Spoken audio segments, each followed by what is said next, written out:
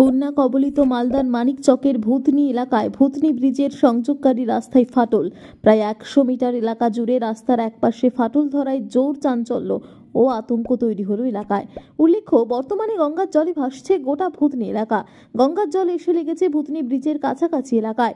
সেই জমা জলে ভূতনি ব্রিজের সংযোগকারী রাস্তার নিচের মাটি কেটে প্রায় ১০০ মিটার এলাকা জুড়ে রাস্তার একপাশে ফাটল ধরেছে, যা নজরে আসতেই এদিন ভূতনিবাসীর মধ্যে ব্যাপক চাঞ্চল্য আতঙ্ক তৈরি হয়।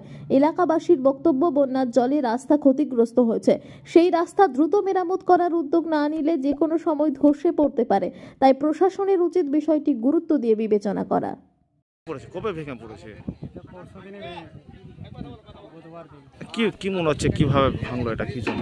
জল বাড়ার কারণে ভেঙেছে। এই যে এইভাবে ফাটল হলো, অসুবিধা হবে আপনাদের মনে করছেন যাতায়াতে? ভেঙে গেলে আসার অসুবিধা হবে, গাড়ি চলাচলের অসুবিধা হবে। জল বাড়ার কারণে এটা ফাটল হয়েছে। কি জল এখনো বেড়ে যাচ্ছে। এখন বর্তমানে পরিস্থিতি কেমন আছে? এখন তো পরিস্থিতি ভালো নাই, আরো তো ফাটিয়ে যাচ্ছে এখনো। কতটি ফেটেছে মোটামুটি?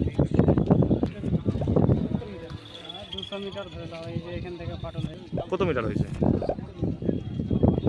70-100 ধরে দাও। আচ্ছা, আপনার বাড়ি কোথায় আছে? আমার বাড়ি হচ্ছে শ্যামসুন্দর।